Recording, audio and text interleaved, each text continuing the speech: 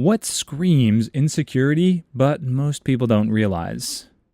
Story 1. When you achieve something or improve your life in any way, and their first instinct is to tease or make fun of you, it actually screams instant jealousy. I went back to school and a judgmental friend said, "Wow, how old will you be when you're done?" I said, "Probably the same age I'd be if I never went back." This is an awesome reply. I love it. I had that conversation in reverse. Told someone I wanted to go back to school, but I'd be 43 when done. And he said, "You'll be 43 even if you don't." This is the raddest comeback I've ever read, and I'm sad I wasn't there to see this. I graduated in 2021 with my first degree in electronics engineering. I was 52 years old. My mom said this when I told her, and said it in a mocking tone. "Oh, now that you got a degree, don't you think you're too old to use it to get a job or use it for anything?" You never expect your own mother to be a jealous, competitive jerk, but mine is because she is a narcissist. My husband finished his degree this year, and his grandma, right after the ceremony, asked him when he was going to get a real degree. "Right after you get yours, Grandma. Screw off." My wife's mom is a narcissist, and I'm sorry you have to deal with it. On the spectrum, she is low, but she's definitely a narcissist. There is just never a time where you cannot tell that she's waiting for her opportunity to make everything about her. My wife is a global marketing manager who makes 6 figures. She literally has not told her mom exactly what she does because she knows that all of her hard work and determination to earn the responsibility with her company and great living that she currently enjoys will literally be taken as a slight against her mother and downplayed as meaningless. She doesn't want to deal with the pain of having her mom literally be jealous that she ended up freaking incredible. Her own mother, who should be gushing with pride that my wife ended up so magically awesome, can't know how smart and hardworking her daughter is because she would refuse to accept it. I'm positive that if you asked my mother-in-law what my wife does for work, she would say she's a secretary for an office. Fortunately, my mom is anything but a narcissist and could not possibly be more proud of her. She is also happy that her smart butt son got so lucky. Anyhow, congratulations on your degree. It is incredibly impressive, and I'm proud of you. It's never too late to do great things. Story 2. Never apologize. Some people will twist the story, change the way it happened, and retell it so convincingly that they'll believe their own nonsense, but will never apologize. I struggle with this into my 30s, not from a place of narcissism or gaslighting, I hope, but something that came out during therapy. My dad would frequently say, "Sorry isn't good enough," to me whenever I did something bad or wrong.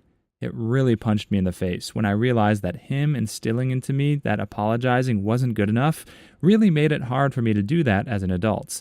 Therapy is wild, man. Edit. I'll clarify because I'm seeing it in a lot of the comments. This would be a good sentiment like, actions speak louder than words. Except he never taught me that. He ended the conversation with, "Sorry isn't good enough," instead of telling me why it wasn't good enough. There was no lesson to be learned at my young age because he wasn't teaching one. He also absolutely hated any kind of defense and excuse, whether or not I was in the right. It was always, "Obey me out of love or obey me out of fear, your choice." I told my dad I'd put myself in a timeout after I got mad and broke something in front of my toddler, my reasoning being that you have to practice what you preach, right? His response, "Never tell your kid that you are wrong." It made me realize his "I'm right, you're wrong" required obedience was why I'd always folded before authority. Hate getting into serious conversations where I have to defend myself, always would back down from an employer and not stand up for myself. When I was older, he'd say, "You have to stick up for yourself." But Dad, what did you condition me towards for my entire childhood? Not to dig too hard on my dad, because we're all often good and poopy at the same time. Thank you so much for writing this. You just made me realize that I have been so stressed out that I reverted to modeling the behaviors that I saw in my mother during similar times in my childhood. I'm not losing my mind, I just need to take care of myself. Yeah, and I even got frequently told, "Just walk away, don't fight back," and would regularly get in trouble if I stood up for myself. then that's the trouble here. No one stands up for themselves anymore. They're all just weak-willed people. Say what now? Story 3. Always having something negative to say when something good happens to someone else. For example, oh, you're going to hate that new job. Or they should have done X instead. Just be happy that someone else is happy. My boyfriend does that. He's also the type that, if you prove him wrong, he'll get really angry and storm off. He's gotten better, but it's been a long, hard road. Edit. Had a lot of people who think I should walk away. I've known him for over 40 years. He was the best man at my wedding, best buds with my husband, and is the godfather to our kids. 99% of the time, he is the best thing I ever had, and treats me a lot better than my husband ever did. He didn't realize how bad it was until after my husband passed. I understand this is a character fault. He's not going to change at this point, so I just smile to myself and think, gotcha. He generally realizes his mistake after he does his research and apologizes. He's actually pretty kind and caring, even though he comes across as gruff. It's all an act. We are 59 and 62. It works. You don't walk away from someone who has a few flaws. Edit 2. The simple fact that this comment has triggered so many people really doesn't surprise me. All I said was one thing that annoys me. The pros in our relationship far outweigh the cons. And at the end of the day, that's what you have to go by. Check yourselves. Mic drop, I'm done.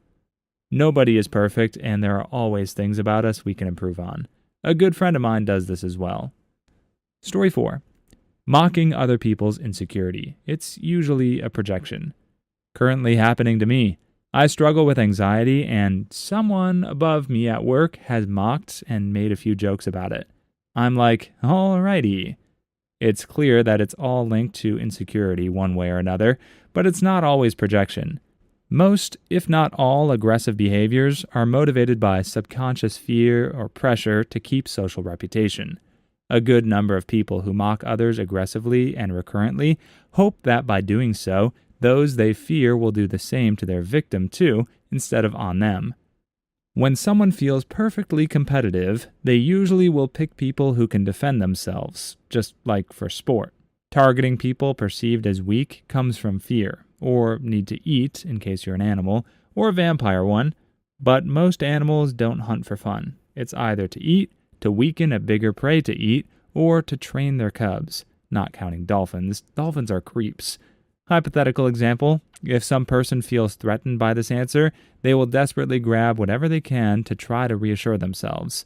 Since all they have is text, if they're smart and not just random, it might be about the vocabulary or some typo. Story 5. When they can give you crap all day but can't take it back whatsoever. You're bald. Shrug. So are you. I'll kill you. Man, I have an employee like this. He rips people and talks crap all day long. The instant someone fires a shot back, it's the end of the world. A 48-year-old crybaby. My sister-in-law in a nutshell. She gives everyone crap all the time. The second people dish it back, she can't take it. And let me guess, he complains that everyone is so sensitive nowadays and that no one can take a joke? Well, this is just a guarantee. Yep. Every single time somebody starts raving about how everybody else is triggered or soft, there is a 100% chance that they're the only triggered person in the room. Story 6.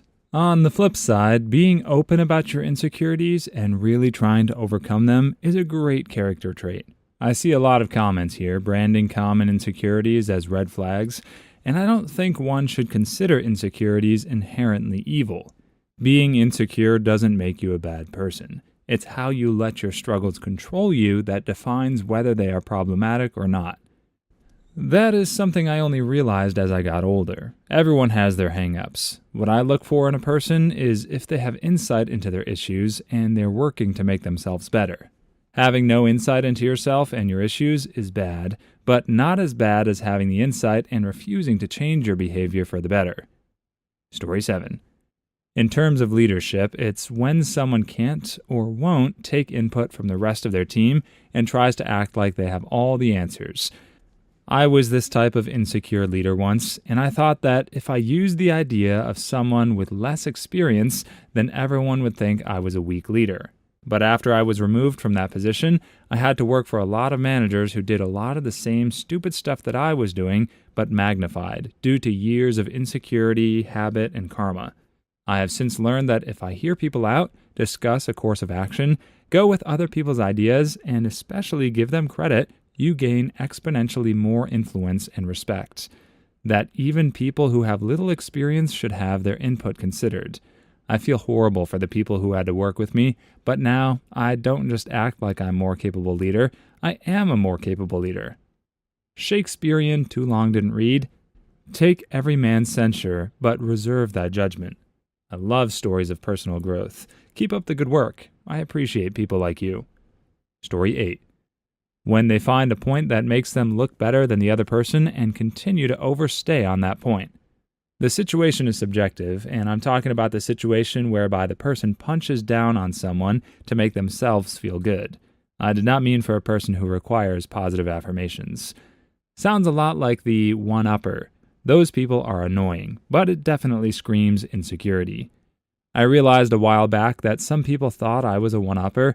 When someone would tell a story, I'd often tell a similar story in response. I always thought it was we had a similar experience / something in common, but some people took it as me trying to outdo their story with my own. I'm always a bit self-conscious about that now. I suffered from a similar problem.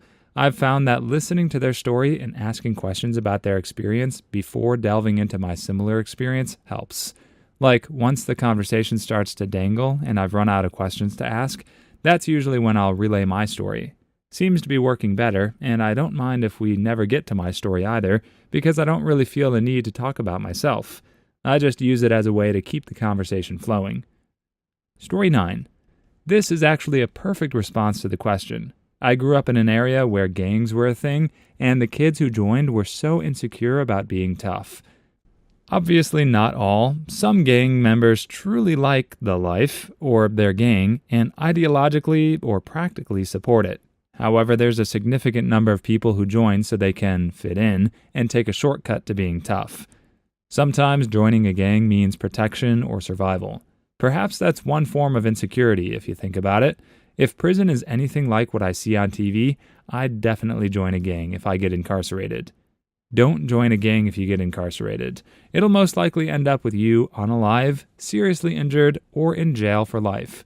Most ex-convicts say that that's the biggest myth they hear. The reality is, grow some balls, tell the gang members that you're not interested. If you seriously feel you need protection, figure out a way to get people something they want so it's in their best interest to protect you, or you can call on a favor. Story 10. Insulting your friend in front of others to be cool. Back in my single days, a lot of guys who came up to me in bars and clubs and such would insult their friends to me, as if that would make me interested in the insulter. And non merci. It was 4D chess to make you interested in the insults. Oh, that handsome idiot over there? Don't worry about him. He thinks he's better than everyone else, just because he's the CEO of a big company. Don't worry about it. He's such a D-bag, man. The other day, he saw this girl drowning in a lake, and he went and saved her. Without her permission, like a perv. A total chump. When we went back to his penthouse apartment, he made us all a delicious dinner, like a loser. And he was the perfect host, except for late at night when I couldn't sleep because he was making passionate love to the girl he rescued, and she was loudly enjoying herself. Anyway, I gotta go, but definitely don't approach my boy. He's an idiot and has nothing to offer. Story 11. Putting other people down and bragging. Never trust a friend who speaks ill of his comrades. One of my coworkers trashes everyone we work with, and finally one day I asked him what he called me when he was discussing me with others. Exactly. I have a neighbor like this, has something to say about every other neighbor. One day when she was particularly annoying, I said, "I wonder what you tell them about me." She avoided me after that. Story 12. Ridiculing other people's achievements. Yeah, but is it even a big deal to be queen of the grapes? What even is that? It definitely is a big deal. I don't know why, but I read this as I identify as a big deal, and I'm going to go ahead and start using this to hype myself up going forward. Also, same vibe, ridiculing other people's suffering, usually by trying to top it or dismiss it. Can we just listen to people when they're having a hard time? Story 13. Taking a situation that was never about you or had you involved in it and somehow making it all about yourself and playing victim, even though you had meddle in it, and make yourself the victim. My wife's boss fired someone recently, and it has been going on for 3 days about how hard it was to do that, even calling my wife at home to profess her broken emotional state over it. Girl, you weren't the one who got fired before Christmas, and you could have waited the 2 weeks if it's so much on your conscience. Story 14. Looking through these comments to see if there's anything you do listed here. Man, you don't have to do this to me like this. I feel attacked. You got me. Report comment. Reason: targeted harassment. This comment is giving out my personal information. Story 15. Constantly talking crap on other people for an inflated sense of self-worth. Used to have a friend that was really fixated on bad-mouthing a specific girl. With time, I realized that everything my friend hated about this girl were things she actually did as well. So she was just insecure about her own flaws and projecting. That friendship didn't last long. Story 16. When they can't make fun of themselves. Holy yes, the opposite is just as bad, I know. Story 17. When they can't take constructive criticism. I dedicate this post to my ex-girlfriend. Hope she can take constructive criticism now. Story 18. Jealousy over little things. Ain't nobody ever got jealous over my penis. I'm jealous of your penis because you have one and I want one. Hand it over, bucko. Story 19. Explaining how smart you are. One with your intellect just cannot comprehend the astute difference of my mental superiority. Story 20. The incessant need to compare. Story 21. Those handshakes that are firm to the point you wonder if they're actually trying to hurt you. Story 22. Being loud and domineering in every conversation. Story 23. I'm an alpha male. Please leave your stories in the comments. I'd love to make a video of them in the future. Also, don't forget to like and subscribe.